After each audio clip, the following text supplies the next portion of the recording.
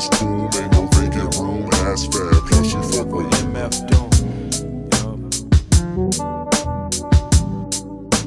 Plus you fuck with MF. Another question I had, man, just with the whole image that I got personally was like a pro-black feel, you know. So I want to know, like, were you more of the Afrocentric? And I noticed some of your lines in the opening was kind of talking about things like that. So I just kind of want you to elaborate on how you feel about just, you know, who you are as a black, you know. Well, here I go about to lose fans. Okay, the whole the girl that I was dating, because, you know, Black Sun Love, the tape was ex-girlfriend tape. Basically, each track had something to do about some ex that I had. So the first track was about a girl that I was dating, and I don't know, just her symbol, I guess, is that the word I want to use? You know, everyone just has that thing that, like, as soon as you look at them, the first thing you think of. Hers was her afro.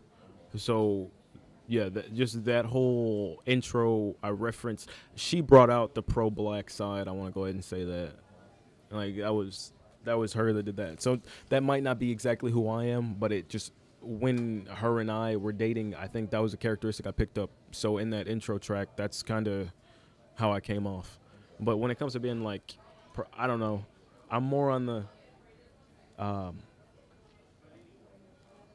the side of just being a person, I guess. Like, I never want my race to justify anything that I believe in, you know. Like, I'm a person, so I just, you know, we're all people. Like, it sounds so hippie-ish, but I mean, it's just, I don't know, it makes sense in my head that, yeah, I mean, yeah, I'm black and I have an afro, but I'm not, that doesn't justify that I'm gonna go march at a rally, you know. Like, I'm just, you know, so, but yeah, but she definitely brought that out in that track, that whole Afrocentric kind of feel.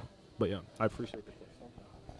Yeah, no problem, man. Okay, and before we get back to the music, man, I kind of wanted to get your thoughts on the whole Mike Brown situation and the riots that are taking place down in Ferguson. If you could just elaborate on that, I'm kind of interested to hear what you think about that. I'm gonna go ahead and lose more fans. Okay, so I think I want to go ahead and start this off with death, in a sense, is tragic for for anyone, period. Like, if you just eliminate the police stories and the eyewitness reports, if we just look at it, you know, as just death in general, then it's a really sad, very devastating event, obviously, for his parents and such. But how do I feel in the whole situation? I guess the best way, I came up with like a simile, not even a simile, it's got to be a metaphor. It's a metaphor, I guess, for the whole situation. But it's like, if someone gave me an egg and they said, there's a chicken in this egg and it's going to hatch in like 3 weeks, I'm not going to take that egg and go around and show my friends, hey, look, there's a chicken in this egg. Because, and it's such a weird simile, but metaphor, but I think it works. Like, if I got this egg and I'm walking around saying there's a chicken in this egg, and then later on it hatches and it's not a chicken, I look like an idiot. So basically, I'm just trying to say, if I have this idea of a situation, wasn't there, have no idea, it's just something that someone told me, and I have this idea and I run with it, and then weeks later I figure out that what I thought it was wasn't what it was, then I'll look like an idiot. So, I mean, how I feel about the rioting, if everyone truly believes that he was killed unjustly, well, he was killed unjustly, I guess. But if everyone believes that he was killed unjustly, so they decided to riot, then I completely understand that. But I think not even as black people, because this isn't about being black anymore. It's just about being a person. Being a person, we have to be smart enough to make sure that we get all of the evidence possible before we can come up with a conclusion about anything. So that's kind of where I'm sitting with that. I wasn't in Ferguson when that happened, you know. I've never been to Missouri. It was in Missouri, right? Like, I'm not crazy. I've never been to Missouri. So the only thing that I saw was what CNN told me and what Twitter told me. And to be completely honest with you, those aren't the best, you know, basis to get information. I kind of just said CNN's not I don't know. CNN can be dramatic sometimes. It's really not the best place. But it's not like I could talk to his mom. It's not like I could talk to the friend that was with him. All I got was what the news told me, and that's so dangerous because so many people reacted off what the news told them. So I don't know, it's creepy because, like, they have the footage of him robbing the liquor store, and it's like, like I said, death is tragic. But if we just want to, like a lot of the headlines said innocent black male, but obviously if you're committing something like theft, there's got to be a point where we kind of say he wasn't all that innocent. Not justify he shouldn't have died because he robbed a liquor store. Obviously, like arrested, but I don't know. We got to get the facts. Point blank. Yeah, we got to get the facts. But yeah, that's all. Okay. Yeah, appreciate that, man, for elaborating and letting us know how you feel. Okay, now I kind of want to get back into the music. The next question I have, man, is like the whole name of the mixtape and the concept. Could you you kind of touched on it briefly in the past, but could you just like elaborate on like the mixtape? I thought it was a really, really dope mixtape from the concept to track 1 to track 9. But just elaborate and let us know, like, you know, what was the inspiration for it? Well, yeah, Black Sun Love was a tape that it was a collective of songs, and the songs I don't know, the songs specified ex-girlfriends that I've had. So it was a breakup tape because I think in every sense, every breakup I've ever had, I don't think I've ever broken up with anyone. I think it's always been me that's been broken up with. So that's what the tape was. That's what it generally consisted of. Oh, we're good. Oh, okay. I'm sorry about that. Okay. So Black Sun Love, the title was basically, I was already calling myself Dandi Sun, and I knew that I wanted my tape to represent my name. So I already knew I was going to use the word sun.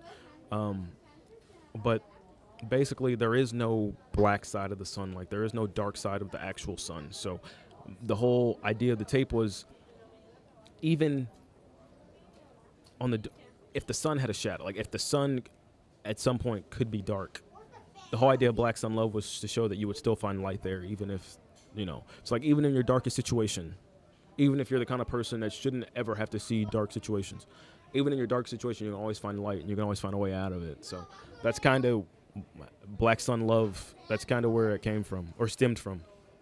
What's that? Okay. Appreciate that, man. And the next thing, I got your mixtape here, man. I'm gonna put on if you can hold it. Yeah, like just explain the cover art, man. I noticed that it was handcrafted, and I actually thought it was dope and creative. You know, it actually showed that you put in a little time. I'm sure you did that to a lot of covers, you know, and if you could let us know just the idea behind the you know, just like how you crafted it and how many of them that you do, and, you know, just elaborate on that. Of course. Yeah, of course. Okay. Well, I don't have a lot of money, so I went to Walmart, right, and I was like, I got to give out tapes at this thing. So they had these cardboard cases. So the first thing I did was I drew the square representing black and then the sun and the heart. And I was like, it's simple and people will remember it. And hopefully some girl will get it tattooed on her one day or something like that, you know, because it's so simple to do. So we had a bunch of the stickers laying around. I said, I want to make it look like I branded it. So I went ahead and threw the sticker on there. My girlfriend helped me cut out. It's for message to future artists. Just get your stuff printed like a regular, like at a CD shop, because there's so much controversy going through this. But I printed out the track list, and then I put a sun for each, you know, just each track. So like track 1 has 1 sun to it, and all the way at the bottom the last track has like 9 suns next to it. And then I kind of burned it to give it that vibe of like the sun heated the paper.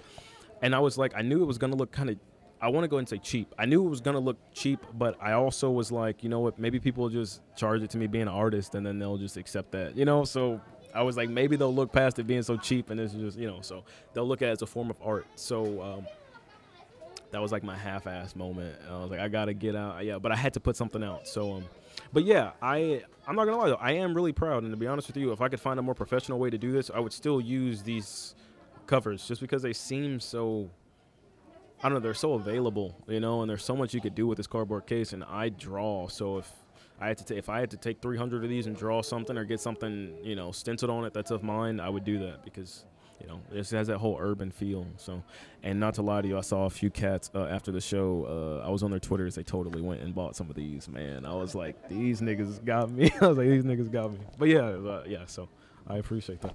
Okay. Cool. Yeah, y'all like that, man. You know, I definitely want people to go and get the tape.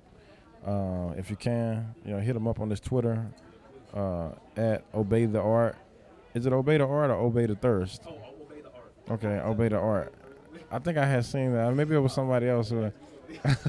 Okay, Obey the Art. Yeah, you know, hit them up for one of these if you ain't got a copy, man. It's pretty dope mixtape. You know what I'm saying? HipHopClock definitely co-signs it, man. Next question, man, is the opener of your mixtape, man, the intro. I actually liked it. Thought it was very interesting. It was more of like a bit of a spoken word type of vibe. If you can explain, like, what, you know, why did you choose to open your tape up like that? Yeah, sure, of course. I guess it was the whole attention grabber. I think like intros to tapes, if they aren't done correctly, I mean, it's the first thing you have on the tape. I don't think anyone's gonna skip to listen to the next song. If someone is like a serious music head, if the intro isn't right, then why even, you know? And the thing about, I mean, the intro to a tape is just as simple as the intro to like a paper, like the intro, you know, like your cover on a what am I trying to say? Your cover page on like a report or something like that. Like, as long as it's short, snappy, sweet, and precise, it'll get to somebody. So that was like the whole idea, was just like to make it. I wanted to throw in a bunch of like I wanted to play with words, like a bunch of like punchlines and stuff, but I wanted it to be a cappella so that people could feel it a little bit more. I was also totally, I mean, because when I wrote it, I wasn't in a relationship. Like, the person I was with, our relationship had just ended, and I wasn't with the person I was now. So when I made that track, to be honest with you, it was all about getting the attention of the girl that had broken up with me previously. So I was like, if I go hard on this, some girl's going to be like, oh, girl, you have to listen to this. Look what Josh said about you, blah, blah, blah, on the tape. And then, but yeah, so that's really where that came from. But yeah, it was just really just to grab attention. Cool. Yeah, I definitely like it, man. Like I said, it is a very important thing to have a good intro to a mixtape. Like I said, because me personally, if I'm not feeling the intro, I'll be a little more closed-minded when I heard track 2. But if it's you know, when I put it in and it's banging, then I'm gonna be a little more open-minded. But the next thing I want to ask is the tape. I know this was only 9 tracks, so I want to know, like, why did you make it so concise? I know it was a real short, concise project. If you can explain, like, you know, why did you go about making it 9 tracks? You just found one of my flaws. Okay, so I'm not a fan of making whole songs, and I realize that if I want to be a serious artist, I'm just gonna have to get over that and put 2 verses, you know, on a song with some choruses, blase. But I'm a huge fan of just like having a chorus start the song off, and you might hear the chorus twice throughout the whole song, and I just rap until I'm done rapping, and then the chorus comes back. Obviously, it's not the best way to carry on about music, so but yeah, so honestly, it was short simply because I'm a huge fan of short projects, and I'm a huge fan of just finishing it and getting it out there. So yeah. What about you guys? Found up in this tomb, ain't no vacant room, ass fat, plus you fuck with MF Doom.